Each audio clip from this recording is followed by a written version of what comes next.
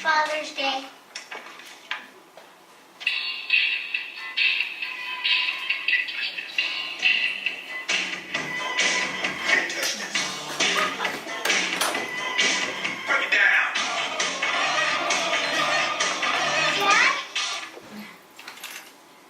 Want to move Dad this Father's Day? Use music, cardless sound at today's Hallmark Gold Crown stores. Stop. Have a time. So our case study was on the Hallmark Sweet Music campaign, and I'm Lee Berry. I'm Remy Plaz. Lauren Smith. Lauren Lee. So we wanted to first start off by, giving you a little background on Hallmark. Hallmark has been helping people communicate and celebrate and connect for nearly 100 years. Also, they publish in 30 languages over across 100 countries. And all their cards are printed on well-managed forest or recycled paper, which is a really fun fact that I thought was really interesting. Most people think that Hallmark just has cards, but they also have different types of branding, such as Hallmark.com, Hallmark Magazine, and the Hallmark Channel. And for all our tweeters out there, you can tweet Hallmark PR during our presentation. All right. So the background. Hallmark faced a decline in card sales, and this was mostly because of electronic communication became very popular, such as text messaging, email, even AIM, they mentioned that, and e-cards. So the opportunity lied with the society's obsession with music, and we thought it was a really great opportunity. iTunes was becoming very popular, iPods, all that kind of stuff was becoming very popular during that time period. So they decided to partner with Fleischman Hillard to launch the Hallmark Sound Card Sweet Music, and they pre-launched 20 cards to see, how everything was going to go, and then the full line of 200 cards came out in late 2006. And with Fleischman Hillard, they had a $200,000 budget to do the product launch. So, I'm sorry, what year are we in here? 2006? 2006 is when the think about where we were in 2006 in regard to the mass media, social media, communications. So, and they want, so you might ask why. To appeal to multiple generations, they wanted to, get the young and the old excited for this new product. Also a new image. They wanted to show that the innovative ways for Hallmark to go with that generation. And they wanted to bounce back definitely from that decline in card sales. Alright, so we have our first question, and you get a treat. How many languages does Hallmark publish products in?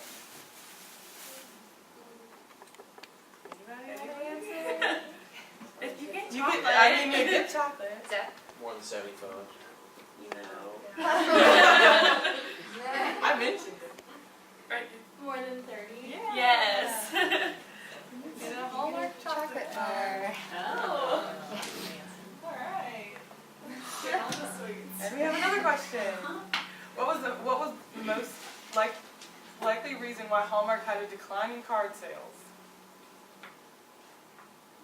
Tran. Yes. Get a Hallmark candy bar. Okay, so Hallmark before the launch of their sound cards, they conducted 4 types of research, which were product research, consumer focus groups, sales data research, and consumer online exchange research. In 2005, they did the product research, which researched the use of music in marketing and found 2 areas of trends.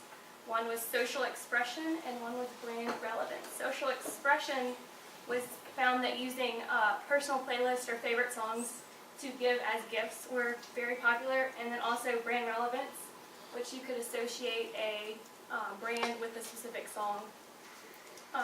They also found out that we identify ourselves with music and it crosses generations, so a young child and an older person would have the same, could have the same like in music. So, and the next research was consumer focus groups in December 2005, and the main motivator for the to buy these sound cards was the wow factor of opening the card and it be playing music for you. Then the next one was sales data research on Valentine's Day 2006, and they found that the cards had a broad appeal to old and new consumers alike. And they also found in 2006 that customers to the Hallmark Gold Crown stores were found to be actually brand new to Hallmark and also tended to be younger generation as well. The final research was consumer online exchange in April 2006. It was an online survey that polled 1,000 consumers on what they did and did not like about these sound cards. And they found that 91% of those polled found that the sound cards were appealing, and 82% were likely to purchase the sound cards. And again, the appeal of the surprise or wow factor when you opened the card. The research findings were that the consumer, they wanted to communicate a unique message using music. Also that this use of sound would surprise and delight both the giver of the card and the receiver. The team also would showcase the surprise and delight factor in their marketing and publicity tactics.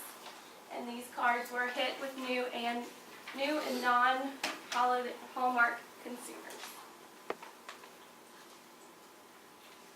And then what holiday was the first test run for the Hallmark sound cards held on?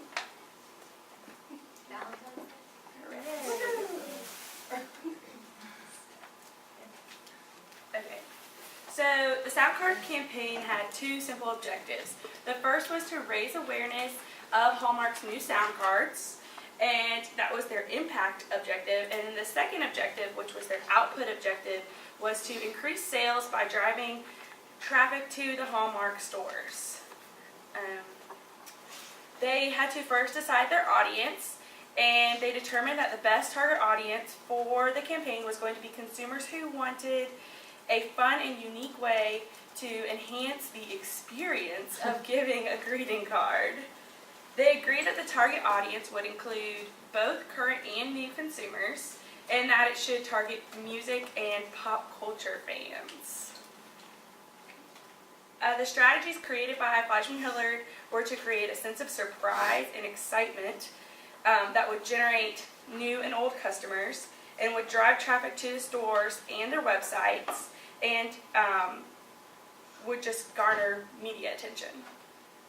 They also wanted to leverage the product's ability to reach beyond the core audience and speak to a non-traditional secondary audience, which would be the younger generations, anybody that was a child, a teenager, or someone who hadn't gone to the Hallmark Gold Crown stores yet. They also decided to use Hallmark's creative experts to tell the story through the advertisements they did. So the advertisements were created with Fleischman-Hillard, but were consulted upon with the creative experts at Hallmark. They had two different tactics. It was media-related tactics and then music-related tactics. And the media-related tactics included distribution of the sound cards to the media so that they could sample it. They sent it on radio tours and they did customized pitches. The card samples were sent to journalists and allowed for them to review the product so that they could write articles about it. And then Hallmark and Fleischman-Hillard believed that the journalists would experience the wow factor so that it would be great reviews for them. The radio media tours allowed the creative staff to act as a spokesperson for the key messages, and DJs opened the cards on air to display the excellent sound quality of them. The customized pitches included specialty-made card sample kits and story ideas to fit the media outlets' niches. So they would send it to a pop culture radio station, and it would be like a modern pop culture song, or they would send it to like an oldie station, and it would be something that related to their music.